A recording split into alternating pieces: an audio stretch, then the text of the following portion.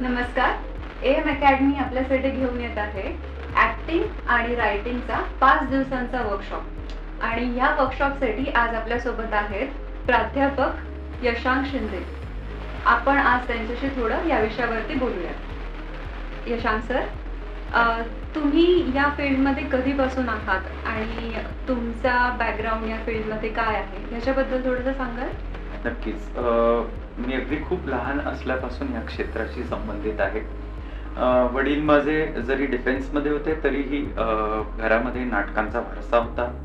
लेखक आणि कीर्तनकार घरामध्ये असल्या कारणाने एक फायदा त्या गोष्टीचा असा होतो की तुम्हाला एक विशिष्ट पार्श्वभूमी मिळते कथा सांगण्याची, वेगवेगळ्या गोष्टी अंगीकारण्याची, आणि मुख्य गोष्ट अशी असते की तुम्ही कला सादर करू शकता. तर अशा प्रकारची पार्श्वभूमी मला मिळाली आणि कलाकाराच्या घरचा जन्म असल्या कारणाने उपजत ज्या गोष्टी आहेत त्या मला शिकता आल्या आणि त्या सगळ्या गोष्टी माझ्यामध्ये मला अनुभवता आल्या आणि लोकांसमोर सादर झाल्याने एक व्यक्तिमत्व सुद्धा घडत गेलं. त्यामुळे खूप लहानपणापासून या सगळ्या गोष्टींची आवड आणि निवड मला करता आली. सो तुम्ही ऍक्टिंग मध्ये येण्याचा तुमची काय जर्नी होती त्याबद्दल सांगाल?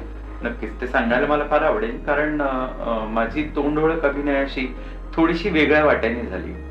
त्याची जी सुरुवात आहे ही आकाशवाणीपासून झाली. माझ्या वडिलांच्या वेगवेगळ्या ठिकाणी बदली होत असत आणि त्या ठिकाणी खूप पटकन लहान मुलं हिंदी इंग्रजी बोलण्यासाठी उपलब्ध होत नसत आणि त्याच्यामुळे असं व्हायचं की व्हॉइस ओव्हरसाठी आणि वेगवेगळ्या प्रकारे छोट्या मुलांच्या नाटकांसाठी कलाकार, मल्टीलिंग्वल बोलणारे कलाकार उपलब्ध नसायचे. आणि मग मला तिथे स्कोप मिळाला, कारण जेव्हा परप्रांतामध्ये आपण जातो तर सगळेजण हिंदी किंवा इतर कुठली भाषा बोलतील याची शाश्वती नसते. तर हिंदी इंग्रजी बोलणाऱ्या आर्टिस्ट म्हणून माझी ओळख आकाशवाणीला झाली आणि त्याच्यानंतर वेगवेगळ्या ठिकाणी आकाशवाणीवरती मला काम करता आलं.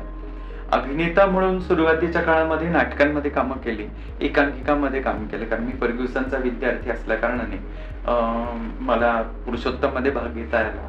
आणि इतर सगळ्या प्रकारच्या आमच्या काळामध्ये इनसिंक नावाचा एक महोत्सव असायचा, इंटर कॉलेज स्पर्धा असायच्या, ज्या काही काळानंतर बंद झाल्या. पण त्याचा फायदा असा झाला की एक कलाकार म्हणून नृत्य, नाट्य, संगीत आणि वेगवेगळ्या प्रकारच्या लोककला या सगळ्या तिथे आम्हाला ट्राय करता आल्या आणि त्याच्यावर एक्सपेरिमेंट करत स्वतःला घडवता आलं. पण माहित नाही, कुठेतरी फर्ग्युसन कॉलेजनी लेखक म्हणून काही लिहिण्याची संधी दिली, एकांकिकामध्ये पण काम करता आलं, लिहिता आलं. आणि कॉलेजचं मॅगझिन असायचं त्याच्यामध्ये पण मी लिहायला सुरुवात केली. पण तेव्हा मी हिंदीत एक्सपर्ट होतो म्हणून मी हिंदीत सुरुवात केली, कारण वेगवेगळ्या प्रांतामध्ये राहिलो त्यामुळे मराठी मला एवढी जास्त येत नव्हती. घरामध्ये जी काही मराठी बोलली जायची तीच, पण मराठीमध्ये लिहायला वाचायला ही खूप उशिराने माझी सुरुवात झाली. ओके. तुम्ही बऱ्याच क्षेत्रांमध्ये काम पण केलं आहे, तुम्हाला बऱ्याच क्षेत्रांची जाणीव पण आहे, तुम्हाला नॉलेज पण आहे. सो तुम्ही ऍक्टिंग बद्दल असं काय वेगळं सांगू शकता ज्याच्यामध्ये स्टुडंट्स येऊन ऍक्टिंग मध्ये तुम्ही कसं वेगळं शिकवतात ज्याच्याने तुमच्या स्टुडंट्सला त्याचा फायदा होतो? तुम्ही थोडं त्याच्याबद्दल सांगाल? एक्झॅक्टली. म्हणजे याच्यासाठी ना पहिल्यांदा ना आपल्याला एक शब्द आहे त्याचा थोडासा अंदाज घेणं गरजेचं आहे. आणि तो शब्द असा आहे की ज्याला आपण म्हणतो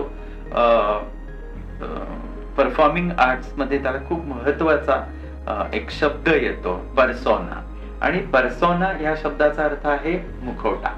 आणि हा मुखवटा जेव्हा आपण खूप मोठ्या स्वरूपामध्ये व्यक्त करतो तर अभिनय दुसरं तिसरं काही नसून इट्स अन इमिटेशन. ज्याप्रमाणे आपण अरिस्टॉटलने केलेलं भाष्य असेल किंवा प्लेटोने केलेलं भाष्य असेल याच्याविषयी, की आपण नेचरला कुठेतरी इमिटेट करतो आणि वेगवेगळ्या प्रकारच्या प्रकृती आणि चरित्र म्हणजे कॅरेक्टर्स यांना आपण डिफाईन करतो आणि ते परफॉर्म करतो. तो we keep on changing a mask. तर हा जो मास्क आहे, हसरा आणि एक ज्याला आपण म्हणतो दुःखी असलेला चेहरा, हे नाटकाचं वैशिष्ट्य आहे, थिएटरचं किंवा परफॉर्मिंग आर्टचं वैशिष्ट्य आहे. तर ते त्याप्रमाणे आपण पाहतो आणि तेच आपण त्यात अंगीकारतो. तर नुसतेच मुखवटे लावणे नाहीये, पण ते चरित्र आपल्यामध्ये आणल्यानंतर वेगवेगळ्या प्रकारचे कॅरेक्टर्स, त्यांची देहबोली, त्यांची भाषा, त्यांच्या भाषेमध्ये येणारे वेगवेगळे एक्सेंट्स, या सगळ्या गोष्टी जर एखाद्या व्यक्तीने स्वीकारल्या, त्याच्यावर काम करायला सुरुवात केली तर खूप चांगल्या प्रकारे अभिनय करता येतो. आजकाल आपण पाहतो की लोक जे आपण सिनेमा किंवा सिरियल्स आणि सध्या OTT चॅनल्स वरती एक अभिनय करण्याची, ज्याला आपण म्हणतो एक होल्ड लगी आहे, एक कॉम्पिटिशन तयार झालेली आहे. तर लोकांना असं वाटतं की या स्पर्धेमध्ये आपणही असावं, आपणही चमकावं. पण प्रत्येक वेळेला ते शक्य नसतं, कारण तिथे एकच प्रकारचं परिमाण आहे आणि ती गोष्ट म्हणजे युअर स्टँडर्ड ऑफ ऍक्टिंग. तुम्ही कशा प्रकारे अभिनय करता, तुमचा अभिनय किती जिवंत आहे, तुम्ही किती वेगवेगळ्या प्रकारे कॅरेक्टर्स निभावू शकता आणि ते कॅरेक्टर कशा प्रकारे रजिस्टर होतं, लोकप्रिय होतं किंवा ज्याला आपण म्हणू ते अपील होतं. तर माझ्या दृष्टिकोनातनं माझी शिकवण्याची शैली अशी आहे की मी वेगवेगळे कॅरेक्टर कसे सादर करायचे याच्यावरती काम करतो. वेगवेगळ्या भाषा तुम्ही कसे बोलणार आहात, त्याचे एक्सेंट काय आहेत आणि कॅरेक्टरची आत्मा काय आहे, तो कॅरेक्टर नेमका कुठल्या स्वभावाचा आहे, कुठल्या रंगरूपाचा असण्यापेक्षा जास्त ते कॅरेक्टर कुठल्या प्रकारचं आहे याची समज अभिनेत्यांना देतो. त्याच्या अभिनेता अभिनेत्री जे कोणी असतील, अगदी छोट्या मुलांपासून ज्याला आपण म्हणतो ज्येष्ठ नागरिकांपर्यंत सर्वांना अभिनयाच्या या प्रकारचे धडे दिले जातात, जे मी माझ्या गुरूंकडून, वेगवेगळ्या गुरूंकडून शिकवले.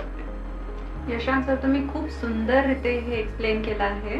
ह्यात ऍक्टिंग साठी जे स्टुडंट्स येतील, जे कॅन्डिडेट्स येतील, त्यांनी काय एक्सपेक्ट करावं या 5 दिवसांमध्ये? पहिल्यांदा तर 5 दिवसाचं वर्कशॉप ठेवण्यामागचं एक गणित होतं. मी गणित मुद्दाम हा शब्द वापरेन, कारण गणिताचा इथे अर्थ आहे की सध्या लोकांकडे ना वेळ खूप कमी आहे. मुळात सुट्टीचा जो अवकाश आहे तो लोकांपाशी कमी असतो. वेगवेगळ्या वयोगटातले लोक आहेत, त्यांच्या सोयीप्रमाणे खूप अधिक वेळ नाही, पण खूप कमी वेळामध्ये खूप काही शिकण्याची संधी याच्यातनं मिळणार आहे. मग याच्यामध्ये वेगवेगळ्या प्रकारचा अभिनय आहे. मग तो TV साठी असतो, तो थिएटरसाठी असतो, ज्याला आपण म्हणतो की रंगमंचासाठी असलेला अभिनय आहे. त्याच्यामध्ये काही क्वचित या प्रकारचा अभिनय असूनही आपण असं बघू शकतो की टीव्हीच्या माध्यमासाठी अभिनय करताना खूप सूक्ष्म असतो अभिनय, कारण कॅमेरा तुमच्या अतिशय जवळ असतो. तेच आपण खूप लार्जर स्कोप म्हणजे लार्जर दॅन लाईफ ज्याला म्हणतो, तो सिनेमातला अभिनय, त्याच्या काय स्टँडर्ड्स आहेत हे पण आपल्याला बघायला लागतं. आता हल्ली असं होतं की खूप सारे रील स्टार्स पण असे आहेत की ते अभिनय करायचा प्रयत्न करतात, पण कित्येकदा आपल्याला जाणवतं की फक्त ते पॉप्युलर आहेत म्हणून कदाचित आपण त्यांचे रील पाहतो. वेगवेगळ्या माध्यमामध्ये वेगवेगळे लोक अभिनय करत असतात. OTT चॅनलसाठी जे आता सध्या जो वर्ग, युवा वर्ग असू द्यात किंवा मध्यमवयीन पण लोक आहेत, ते प्रयत्न करतात. त्यांना सुद्धा त्यांच्या अभिनयाला तावून सुलाखून घ्यायचं असेल तर त्यांनी अशा प्रकारचे वर्कशॉप नक्कीच अटेंड करावे. कधी कधी आपण म्हणतो की आपल्याला कॉन्फिडन्स असतो की आपण अभिनय करू शकू, पण आपल्याला नक्कीच असं वाटतं की ते लोकांपर्यंत तितकं अपील होतं का, असं नाही. पण ते अपील होण्यामागे, कारण कित्येक लोक आपण पाहतो की ऑडिशन्स देतात, पण त्यांना ते पेलतं, अभिनयाचं धनुष्य पेलतं की नाही हे शेवटी आपल्याला त्यांच्या ऑडिशन मधून कळतं.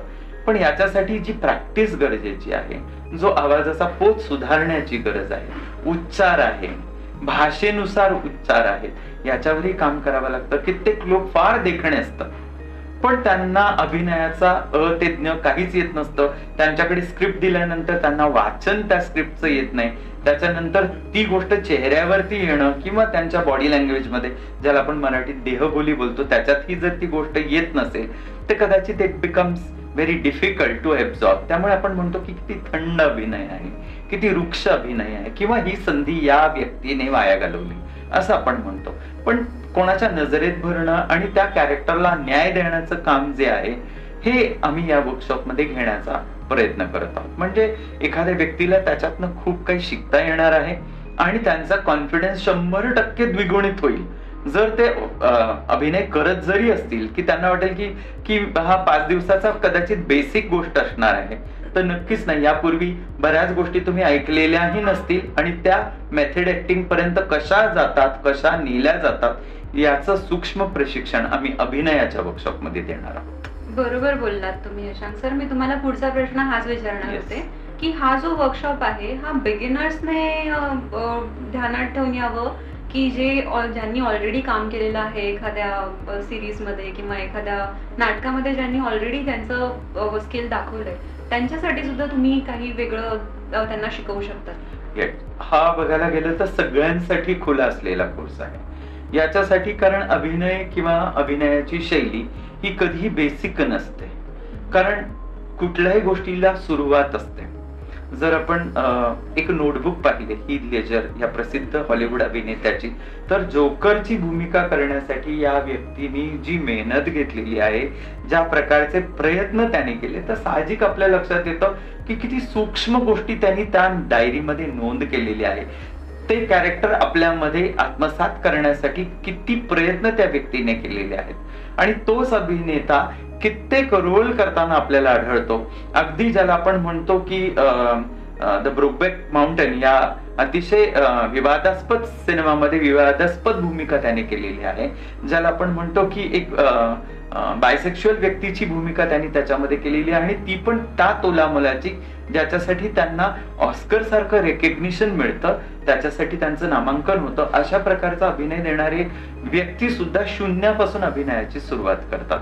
आपल्याकडे असं आहे की नावारूपाला लोक आले की त्यांना असं वाटतं की याच्या पुढे आपल्याला शिकण्याची काही गरज नाही, आणि मग अशा लोकांचे सिनेमे किंवा सिरियल किंवा इतर सगळ्या गोष्टी, सगळ्या एकसारख्या भूमिका, सगळे एकसारखे कॅरेक्टर्स, सगळे एकसारखे उच्चार, सगळे एकसारखे चेहऱ्याचे हावभाव, इतके की आपल्याला वाटेल की हा कॅरेक्टर सेम आहे, त्याचं हे वेगळं रूप आहे, इथपर्यंत त्यांची मजल जाऊन पोहोचते. त्याच्यात नाविन्य असं काही राहत नाही, त्याच्यातनं प्रेक्षकांना पण काही नाही मिळत.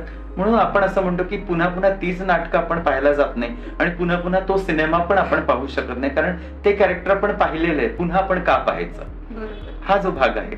त्याच्यामुळे या सगळ्या गोष्टींचा अंतर्भाव आपण या प्रकारच्या वर्कशॉप्स मधून, कार्यशाळांमधून देण्याचा प्रयत्न करतो. त्यामुळे it is neither for the beginners, म्हणजे बिगिनर म्हणून तुम्ही येऊ नका, मी अभिनेता आहे इथे ऍडमिशन घेतलं की त्या दिवशीपासून तुमची अभिनेता किंवा अभिनेत्री ही ओळख तयार होते, ते अगदी इथे संपेपर्यंत. आणि असं नाही की बाबा आम्ही वर्कशॉप केलं, आमचा हा संवाद संपला, त्याच्यानंतर सुद्धा आम्ही त्या व्यक्तीशी जुळतो आणि वेगवेगळ्या प्रकारच्या संधी, वेगवेगळ्या प्रकारच्या गोष्टी त्यांच्यापर्यंत देण्याचा आम्ही प्रयत्न करत राहतो. म्हणून तयार असलेल्या अभिनेत्यांना सुद्धा त्यांना जर काही गोष्टी प्रॅक्टिस करायच्या असतील तर नक्कीच त्यांनी अशा प्रकारचे वर्कशॉप करणे गरजेचेच आहेत.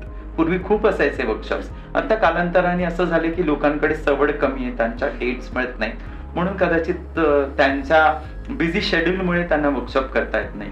पण नक्कीच केले पाहिजे, ज्याच्यातनं खूप फायदा होतो आणि तो फायदा त्यांच्या पर्सनॅलिटीमध्ये दिसून येतो. नक्कीच, ही खूपच सुंदर कल्पना तुम्ही मांडली आहे, आणि ही खूप छान गोष्ट आहे की बिगिनर्स असो किंवा मुरलेले ऍक्टर्स असो, सगळ्यांसाठीच काही ना काही या वर्कशॉप मध्ये नक्कीच काही ना काही असणार आहे.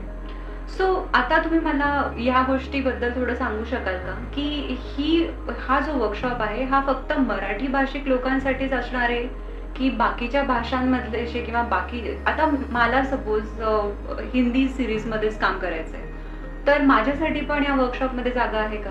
नक्कीच, याच्यामध्ये आम्ही भाषेची अडचण अशी काही ठेवलेली नाही. मराठी, हिंदी, इंग्रजी या तिन्ही माध्यमाच्या द्वारे आम्ही ट्रेनिंग घेणार आहोत. प्लस असं आहे की आता सध्या वेगवेगळ्या प्रकारचे जे प्लॅटफॉर्म्स आहेत त्याच्यावरती तिन्ही भाषांवरचं साहित्य आपल्याला उपलब्ध असतं. तिन्ही प्रकारचं मनोरंजन आहे, म्हणजे मराठीत पण उपलब्ध आहे, हिंदीमध्ये पण आहे आणि इंग्रजी पण. कारण संमिश्र जी भाषा सध्या वापरली जाते, म्हणजे जरी ती सरमिसळ असेल भाषेची, तरीही त्याच्यामधली एक्सपर्टाईज आपल्याला कॅरेक्टर मधनं सादर करायची असते. उदाहरण घ्यायचं झालं तर एखाद्या व्यक्तीला जो कदाचित एक हॉटेलमध्ये काम करतो, त्याला एखादा बँकरचा रोल येतो आणि त्याला बँकेची भाषा बोलावी लागते किंवा तत्सम गोष्टी त्याला तिथे कराव्या लागतात, त्यात बॉडी लँग्वेज पासून सगळं दिसतंय, तर त्याला कदाचित बँकर सारखं बोलणं हे इंग्रजी, हिंदी या दोन्ही भाषेचं मिश्रण करून कॅरेक्टर सादर करायचं झालं तर ते आपल्याला घ्यावं लागतं. कधी कधी असं होतं की एक साधारण मराठी कुटुंबातला मुलगा असेल, मुलगी असेल आणि त्यांना संस्कृत भाषेचा जर श्लोक असेल किंवा इतर काही गोष्टी आहेत जे त्या भाषेच्या ग्रॅमरसह सादर करायचे असतील तर त्याचं सुद्धा त्यांना ट्रेनिंग हवं. म्हणून आम्ही व्हॉइस कल्चरवरती जोर देतो. वर्कशॉपचा टायमिंग जरी खूप कमी असेल तरी त्याच्यासाठी मुबलक असा होमवर्क असतो आणि तो सक्तीने करून घेतला जातो आणि त्याचं प्रॅक्टिकल इम्प्लिमेंटेशन आम्ही करून घेतो. ते नसेल तर कदाचित आम्ही त्याच्या पुढच्या स्टेपला जातही नाही. त्याच्यामुळे कंपल्शन आहे, शाळेसारखं काहीसं वातावरण असतं, कारण हे तुम्ही केलं पाहिजे आणि ते करणं याच्यासाठी गरजेचं, तेवढ्यासाठी तर तुम्ही ते जॉईन केलेलं आहे. कारण जॉईन करताना ज्या अपेक्षा असतात त्या पूर्ण होण्यासाठी तिन्ही भाषेचा ट्रॅव्हल आपल्याला करावा लागतो. तिन्ही गोष्टीचं साहित्य मुलांपर्यंत पोहोचवलं जातं. म्हणजे जर मी इथे कुसुमाग्रजांचं किंवा शिरवाडकरांचं चं जर साहित्य मुलांना सांगत असेल तिथेच मी त्यांना मॅकबेथ पण शिकवेन, जे आपण पाहतो शेक्सपियरांची एक महत्वाची गोष्ट आहे. मॅक्सिम गोर्कीनी काय त्याच्या संदर्भात मांडलेलं आहे आणि बर्नार्ड शॉचं नाटक काय आहे, इथपासून लँगस्टन ह्यूज यांनी काय लिहिलेलं आहे नाटकामध्ये, हे सुद्धा माझं काम आहे.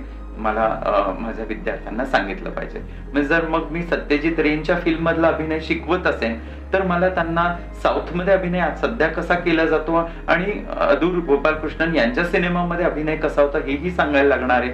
तसंच मला नोलनचा जो काही केमिस्ट्री आहे ती पण मुलांना शिकवावी लागणार आहे, की त्याचा रसास्वाद कसा घ्यायचा आहे. मी नक्कीच ही अट नाही ठेवणार आहे की हॉलिवूड सारखा अभिनय झालाच पाहिजे. अजून भारताला तशा प्रकारचा अभिनय आणि तशा प्रकारच्या स्क्रिप्ट याला काहीसा अवकाश आहे. पण सध्याची पिढी आपण पाहतोय खूप नवनवीन प्रयोग करतायत, तर आपल्याला त्याद्वारे पण मुलांना किंवा जे इथे प्रशिक्षणासाठी येणार आहेत त्यांना या गोष्टी शिकवण्यात काही वेळ लागणार नाही असं मला वाटतं.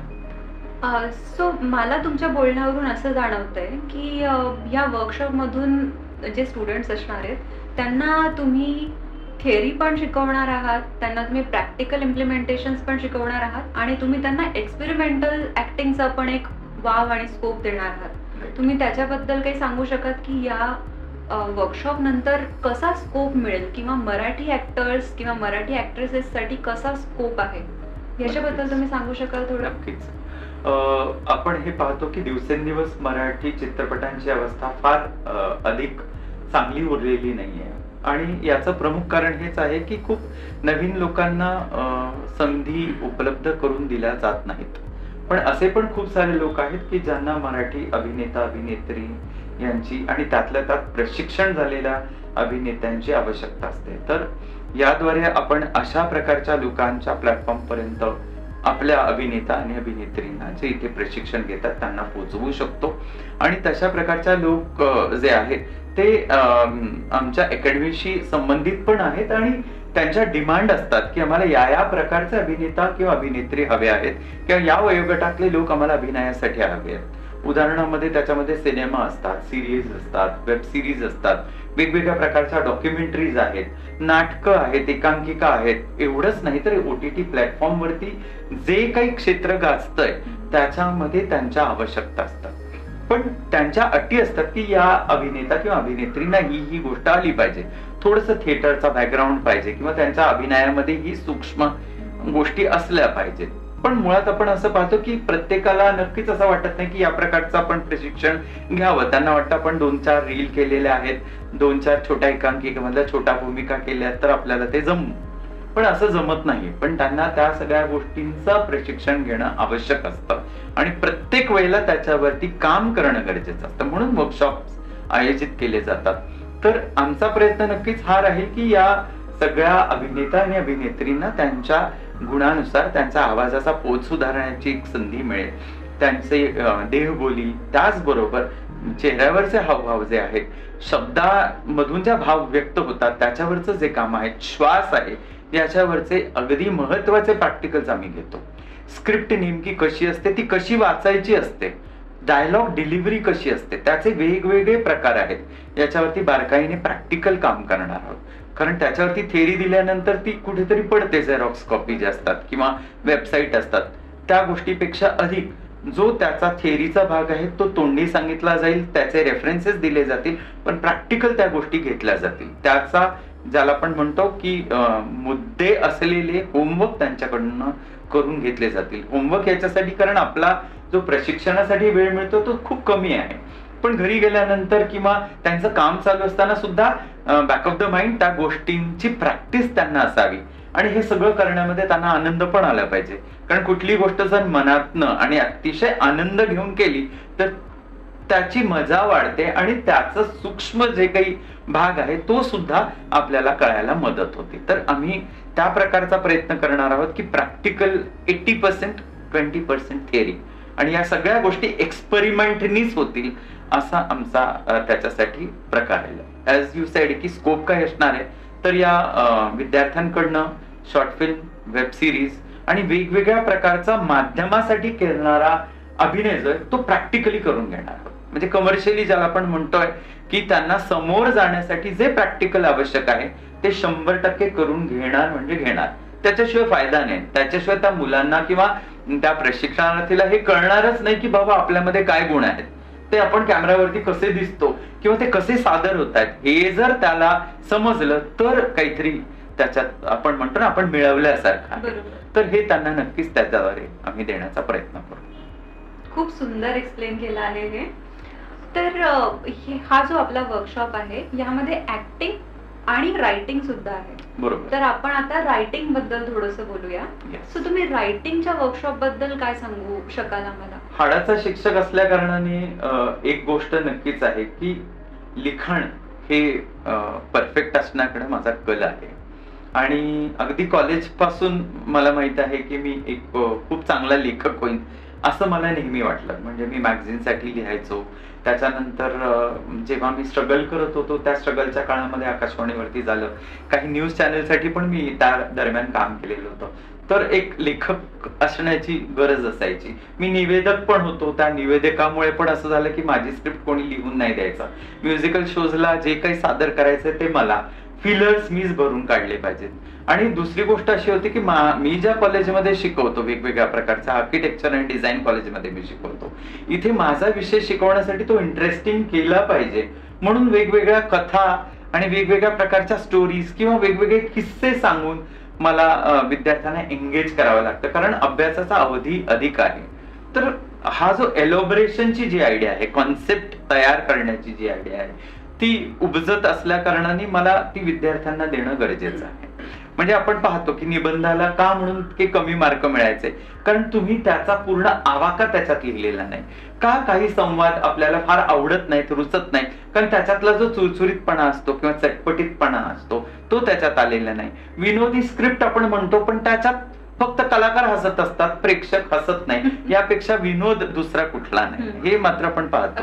म्हणून मला असं वाटतं की याच्यामध्ये आपण जो काही लिखाणाचा भाग आहे त्यात कॉन्सेप्ट कसा डेव्हलप करायचा, कथा काय असते, चांगली कथा आणि उत्कृष्ट कथा यातला फरक काय आहे, किंवा फिलर कसे लिहायचे, जाहिराती कशा लिहायच्या, डॉक्युमेंटरीचं लेखन कसं करायचं, एक सुंदर पटकथा कशी तयार होते, ती रीतसर म्हणजे टेक्निकली कशी असावी आणि त्याचं अनालिसिस कसं आहे, एका कथेचं चित्रपटात रूपांतर करताना लेखक म्हणून काय रोल करावा लागतो, या सगळ्या गोष्टी त्याच्यात असतात. काहीसा भाग त्याच्यात लिरिक्सचा पण असतो, त्याला आपण म्हणतो गीतलेखन पण काय असतं, पण त्याचा आपण फक्त टेक्निकल भाग सांगणार आहे, कारण गीतलेखन हे गुणावरती अवलंबून असतं की तुम्हाला कविता किती जमतात त्याच्याद्वारे. पण लेखक हा हाडाचा असणं गरजेचं आहे. आणि हाडाचा लेखक मी इथे म्हणेन, पण सुरुवात कुठून तरी करावी लागते, काहीतरी लिहिण्यापासून सुरुवात करावी लागते. आणि एक खूप चांगलं काम आपल्याला प्राथमिक शिक्षणापासून आलेलं, प्राथमिक शाळांपासून आपल्या लक्षात आलेलं आहे की आपल्याला छोट्या छोट्या गोष्टी लिहिण्याची सवय शाळेपासून लागलेली असते. ही खूप उत्तम गोष्ट आहे. आणि अजूनही लेखी परीक्षा आहे, त्याच्यामुळे लेखक जिवंत आहेत. कारण आपण खूप स्टोऱ्या बनवतो. कित्येक लोक आहेत की आपण पाहतो पेपरमध्ये स्टोरी लिहितात. मी एक शिक्षक आहे, मी पेपर पण चेक केलेले आहेत, अगदी 12वी पासूनचे पेपर मी चेक केलेले आहेत. आणि ज्यांना काही नाही यायचं ते कथा लिहायचं. आणि मला प्रचंड ते पेपर वाचायला आवडायचं. आणि मग जे मॉडरेटर, मी तेव्हा प्रशिक्षकच होतो, प्रशिक्षणातच होतो, त्याच्यामुळे जे आम्हाला मॉडरेटर असायचे त्यांना मी दाखवायचो आणि ते 0 द्या म्हणायचे. आणि पण मला त्या मुलाचं वाईट वाटायचं, कारण त्यांनी ती जी कथा गुंफलेली असायची ती अतिशय चांगली असायची, जो कोणी विद्यार्थी असेल, पण रोचक असायचं ते, कारण कुठेतरी इंटरेस्ट हा पार्ट आहेच. पण आपण वाव दिला पाहिजे लिखाणाला. मी असं नाही म्हणत की पेपरमध्ये तुम्ही कथा लिहा, पण माध्यमासाठी नक्कीच लिहा, जाहिराती लिहा, तुम्ही वेगवेगळे सिनेमे लिहा, नाटक लिहा, कथा लिहा, वेगवेगळ्या प्रकारच्या कादंबरी लिहा. तर इथे आपण याच्यामध्ये पटकथा लेखन शिकवणार आहोत. पटकथा कशा लिहायच्या, अगदी छोट्या कॉन्सेप्ट पासून अगदी 3 तासाचा मोठा सिनेमा याच्यापर्यंत सगळ्या गोष्टी पटकथेमध्ये आपण शिकवणार आहोत.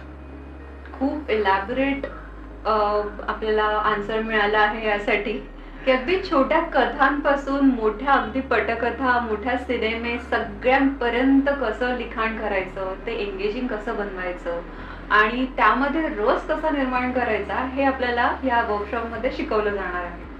सो मग आता तुम्ही थोडंसं तुम्ही डॉक्युमेंटरी आणि अजून मेन्शन केलं, तर ज्या लोकांना कथा लिहिण्यामध्ये इंटरेस्ट कमी आहे पण ज्यांना लिखाणाची खूप आवड आहे, काही लोक ब्लॉग्स लिहितात, काही लोक न्यूज वगैरे त्यामध्ये आहेत, सो त्यांच्यासाठी पण काही आहे का या वर्कशॉप मध्ये? अगदी, कारण लिखाण हे फार तंत्रशुद्ध असावं किंवा लिखाणाची आवड असावी. दुसरी गोष्ट आपल्याला ना व्होकॅब्युलरी किंवा शब्दसंग्रहाशी खेळता आलं पाहिजे. आणि दुसरी गोष्ट म्हणजे वेगवेगळ्या लोकांशी बोलताना आपल्याला प्रमाण भाषेचा पण वापर करावा लागतो, कारण मराठी, हिंदी, इंग्रजी कशी लिहायची आहे याचे काही रूल्स आहेत, तर ते आपल्याला लिखाणामध्ये फॉलो करायला लागतं. त्याचबरोबर आपला अभ्यास वाढतो, आपल्याला वाचनाची गोडी पण असणं गरजेचं आहे, कारण एक लेखक हा असं म्हणतात ना सहज तयार होत नाही. ऐकीव माहितीवरती किंवा इतरांचं लिखाण ऐकल्यानंतर वाचल्यानंतर जे घडतं त्यातून लेखक निर्माण होतो. त्याच्यामुळे ब्लॉगर्स असू द्यात, डॉक्युमेंटेशन करणारे लोक असू द्यात, वेगवेगळ्या प्रकारच्या छोट्या मोठ्या जाहिराती लिहिण्यासाठी तयार असलेले लोक असू द्यात, काही लोकांना ब्लॉग्स लिहायला आवडतात, सादर करायला आवडतात, या सगळ्यांना स्क्रिप्ट आवश्यक आहे. आणि त्या सगळ्या स्क्रिप्टचा अंतर्भाव आपल्या स्क्रीन प्ले रायटिंग वर्कशॉप मध्ये आहे. म्हणजे you name it and we have it असा जो प्रकार आहे. कारण लिखाण सगळ्या प्रकारचं आहे. म्हणजे याचा अर्थ असा नाही की ते कादंबरी कशी लिहायची हे मी इथे सांगणार आहे, पण कादंबरी सुद्धा एक दीर्घ कथा आहे. अनेक कथांची गुंफण कादंबरीमध्ये असते, पण सिनेमा सुद्धा कादंबरी असतो. उदाहरणार्थ आपण जर सिनेमे पाहिले, barfi was a very long elongated novel, पण त्यापेक्षाही जास्त ते एक लिरिकल बॅलेड सुद्धा होतं. म्हणजे आपण हरवून जातो त्या पटकथेमध्ये, म्हणजे किती गुण आहेत त्याच्यामध्ये. पाथेर पांचाली सारखी जी स्क्रीन प्ले आहे ती बघताना, वाचताना आणि दिसताना पण तशीच दिसते. आणि तीच फेविकॉलच्या सगळ्या जाहिरातांची स्क्रिप्ट सुद्धा डोळ्याखालून गेल्यानंतर आपल्या लक्षात येतं की किती ताकद असते एखाद्या कॉन्सेप्ट मध्ये आणि त्याच्या व्हिज्युअलायझेशन तयार करण्यामध्ये. तर हे सगळं याच्यामध्ये शिकवण्यात येईल. कारण आयडिया मेंदूत असतात, त्या मांडायच्या कशा किंवा त्या आयडिया मेंदूत आणायच्या कशा, या सगळ्या प्रकारचं प्रशिक्षण या लिखाणाच्या किंवा स्क्रीन प्ले रायटिंगच्या वर्कशॉप मध्ये नक्कीच होणार आहे.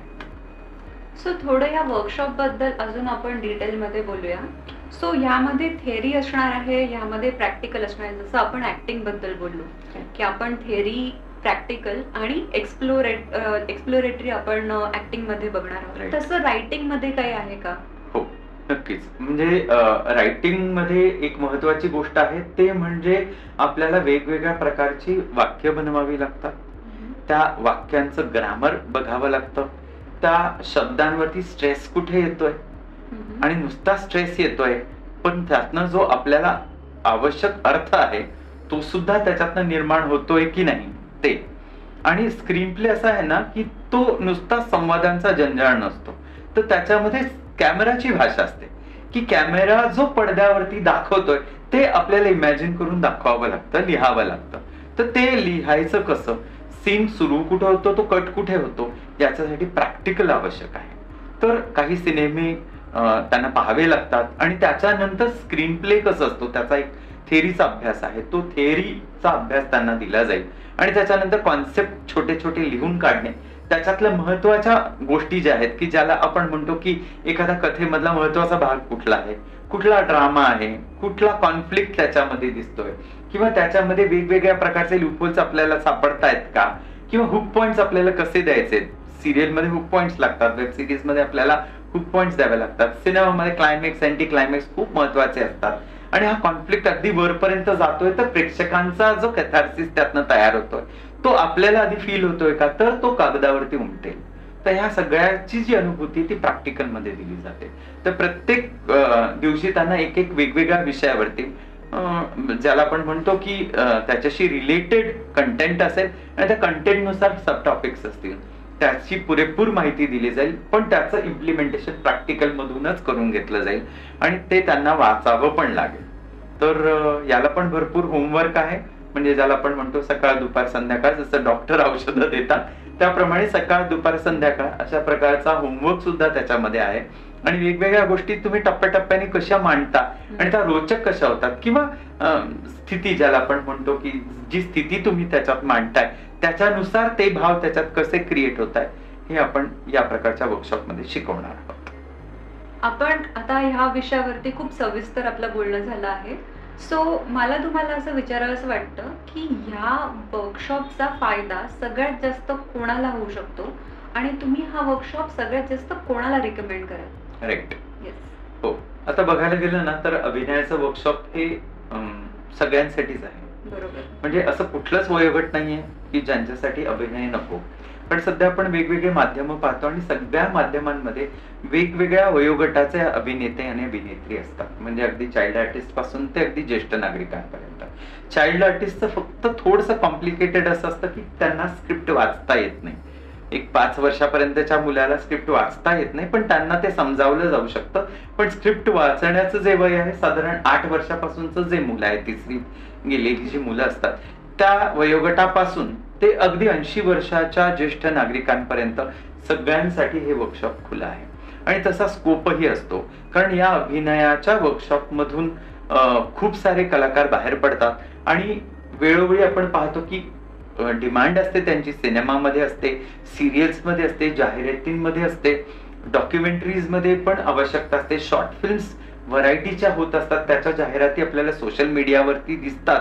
याखेरीज जसं मगाशी पण मी म्हणालो की ब्लॉगर्स आहेत, त्यांना पण अभिनयाची गरज असते, कारण आवाज आणि सादरीकरण, कधी कधी काही गोष्टी त्यांना कॅमेराकडे बघून खूप साऱ्या गोष्टी बोलाव्या लागतात, कदाचित तो अभिनय करावा लागतो. याचबरोबर रील स्टार साठी सुद्धा सुंदर अभिनय करण्याची एक संधी असते, कारण एक फ्रेम असतो त्यांचा कॅरेक्टर सादर करण्याचा, वेगवेगळे कॅरेक्टर्स करण्याची त्यांच्यासाठी एक चांगली संधी असते. कारण कित्येक रील स्टार आपण पाहतो त्यांचा एक साचेबद्ध कंटेंट असतो आणि त्यांना त्याच प्रकारच्या भूमिका येतात आणि प्रेक्षक त्यांना त्यासाठी स्वीकारेल याची गॅरंटी नसते. पण तो जर अभिनयात तरबेज असेल व्यक्ती, तर त्याची हजेरी ही नक्कीच सिनेमा, नाटक आणि वेगवेगळ्या प्रकारच्या प्लॅटफॉर्म्स वरती लागलेली दिसते, कारण तो उत्तम प्रकारे अभिनय करताना आपल्याला दिसतो. त्याच्यामुळे वयोगट सगळे आहेत, याच्यामध्ये कुठलीच अट नाही. याच्यामध्ये स्त्री, पुरुष आणि लहान मुलं, ज्येष्ठ नागरिक, दिव्यांग सुद्धा याच्यात अभिनय करू शकतात.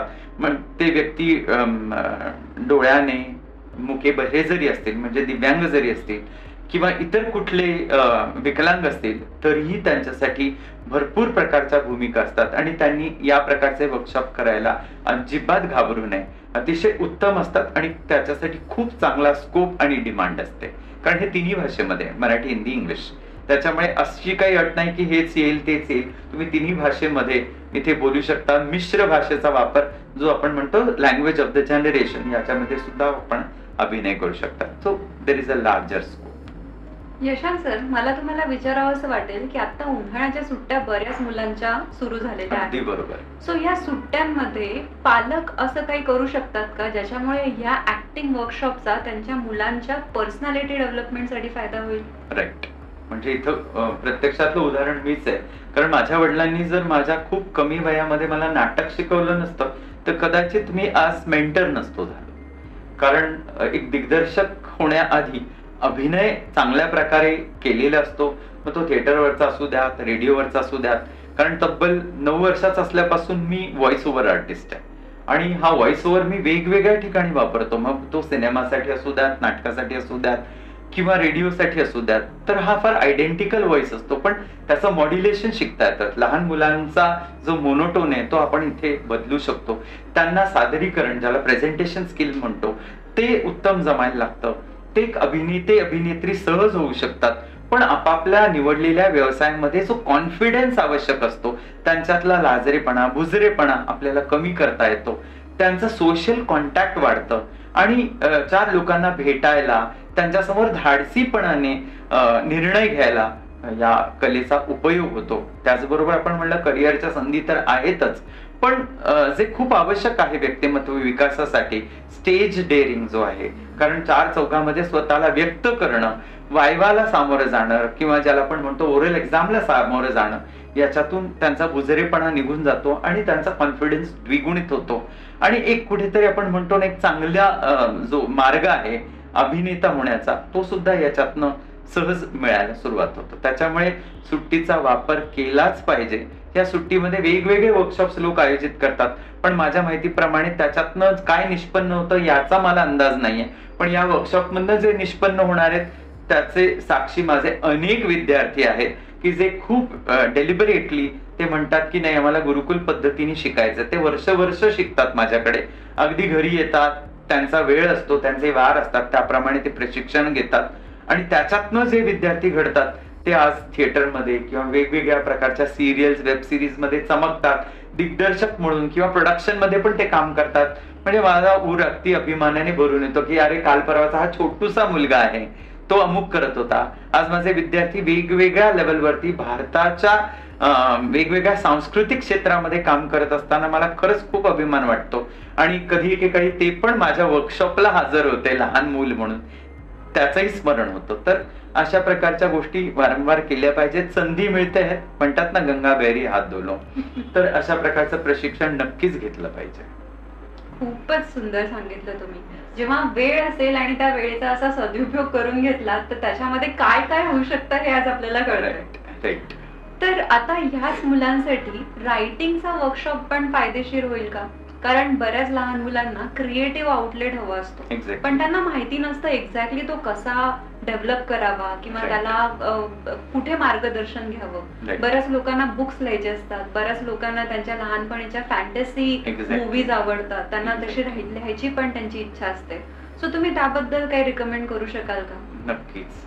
कारण लहान मुलांच्या बाबतीमध्ये आपण पाहतो की त्यांना आपण अकॅडमिक्स मध्ये खूप अडकवतो, पण कल्चरली त्यांचं आपण सोशलायझेशन करणं खूप गरजेचं आहे की या गोष्टी आपण लिखाणाद्वारे व्यक्त करू शकतो.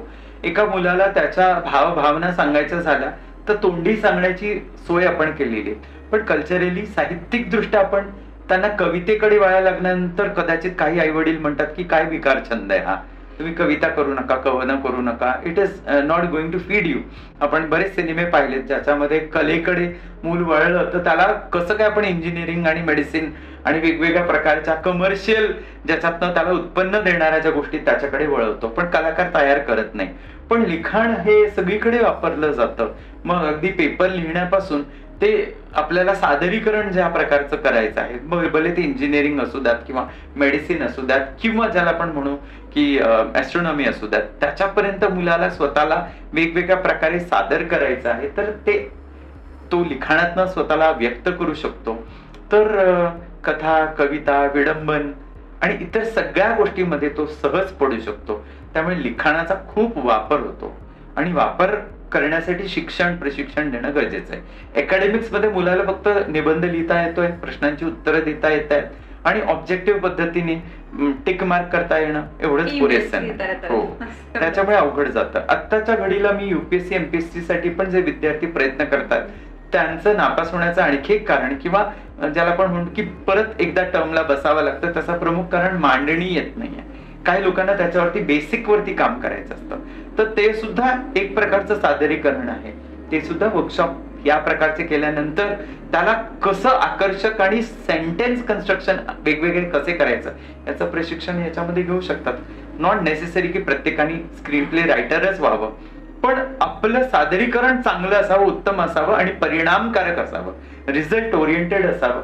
याचा जो अभ्यास आहे तो आम्ही या वर्कशॉपद्वारे करून घेणार आहोत. त्याच्यामुळे everybody is welcome over here. मुक्त चर्चा सुद्धा करता येऊ शकते त्याच्याविषयी, पण जोपर्यंत येत नाही तोपर्यंत बऱ्याच गोष्टी माहीत नसतात. हा एक भाग त्याच्यात नक्कीच आहे. आणि ज्यांना स्क्रीन प्ले रायटर व्हायचं आहे, ज्यांना स्क्रिप्ट रायटर व्हायचं आहे, त्यांच्यासाठी काय स्कोप आहे किंवा त्यांच्यासाठी मानधन काय असतं या फील्डमध्ये? नक्कीच खूप महत्वाचा प्रश्न आहे. कारण एक स्क्रीन प्ले रायटर ज्याला म्हटलं जातो ही कॅटेगरी खूप कमी आहे. कारण खूप प्रशिक्षित लोक स्क्रीन प्ले रायटिंग सध्या करतात असं नाही. काही जण उपजत खूप चांगले लेखक असतात किंवा एक चांगले प्रेझेंटर असतात, पण प्रत्येक वेळेला तसं होत नाही. म्हणून इथे गरजेचं आहे की प्रशिक्षण जर तुम्ही घेतलं तर तुम्ही एक उत्तम स्क्रीन प्ले रायटर होता. स्त्री पुरुष यांना प्रत्येकाला स्थान आहे, यंग ओल्ड असा काही भाग नाही. तुम्ही उत्तम स्क्रीन प्ले जर लिहिणार असाल तर तुमच्याकडे मानधनाची कमतरता नाही. एक तर तुमची ओळख त्यातनं तयार होते. सिरियलसाठी फॉर एक्झाम्पल टीव्ही सिरियलसाठी लिहिणारे प्रचंड लोक लागतात. सध्या ऐतिहासिक साहित्य लिहिणारे पण खूप कमी लोक आहेत. त्याच्यावरती विस्तृत लिहिणारे, प्रमाण भाषेत लिहिणारे लोक खूप कमी आहेत. तर त्यांचीही आवश्यकता असते, कारण तोचपणा लोकांना नको असतो. त्याच्यासाठी स्कोप अधिक आहे. शॉर्ट फिल्म्स आणि जाहिराती लिहिणाऱ्यांना तर खूप स्कोप आहे, ज्याला आपण कंटेंट रायटिंग म्हणतो. कंटेंट रायटरचं मानधन ते अगदी 1,000 रुपयापासून सुरुवात होते, ते अगदी लाखांमध्ये त्याची गणती होते की तुम्ही कशा प्रकारची जाहिरात किंवा कंटेंट लिहिताय त्याच्यासाठी खूप मोठ्या प्रमाणामध्ये मानधन मिळतं. कारण त्याला बायबल असा शब्द वापरला जातो. स्क्रीन प्ले जो लिहिला जातो त्याला बायबल असं म्हटलं जातं की बायबल कोण लिहितंय याचा अर्थ तो कणा आहे त्या सिनेमाचा, शॉर्ट फिल्मचा किंवा डॉक्युमेंटरीचा किंवा आणखी कुठल्या गोष्टीचा. तर तो कणा लिहिणाऱ्याला तेवढं लक्ष दिलं जातं. अगदी 2% पासून 10% एकूण खर्चामध्ये मानधन त्या व्यक्तीला दिलं जातं, कधी कधी त्याहून जास्त. तर त्याच्यातून एक सपशेल चांगली ओळख निर्माण होते. नुसतीच ओळख निर्माण होत नाही तर त्या प्रकारचं मानधन सुद्धा मिळतं. त्याच्यामुळे इन्कम सोर्स म्हणून पण याच्याकडे बघता येतं. प्रचंड मोठ्या एजन्सीज असतात जाहिरातींच्या आणि कंटेंट रायटिंगच्या, त्यांना सुद्धा कंटेंट रायटर वारंवार पाहिजे असतात. त्याच्या जाहिराती सतत येत असतात वेगवेगळ्या सोशल मीडियावरती किंवा पेपरमध्ये. पण असं होतं की खूप कमी लोक आहेत जे त्या पद्धतीत लिहित आहेत. तर इथे भरपूर स्कोप आहे स्क्रीन प्ले रायटर्सना सुद्धा, सिनेमा लिहिणाऱ्यांना, नाटक लिहिणाऱ्यांना आणि जाहिराती आणि कंटेंट लिहिणाऱ्यांना. त्याच्यामुळे भरपूर स्कोप आहे आणि भरपूर मानधन सुद्धा आहे. सो आज आपल्याला प्राध्यापक यशांक शिंदे सरांनी त्यांचा खूप अमूल्य वेळ देऊन आपल्याला ही खूप महत्त्वाची माहिती दिलेली आहे.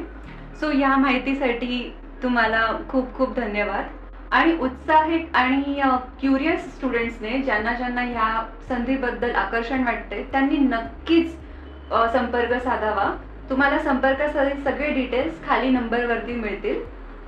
सो प्राध्यापक यशांक शिंदे सर, तुम्ही वेळात वेळ काढून इथे आलात, आम्हाला महत्त्वाची माहिती दिली, त्यासाठी तुमचे खूप खूप धन्यवाद. नमस्कार.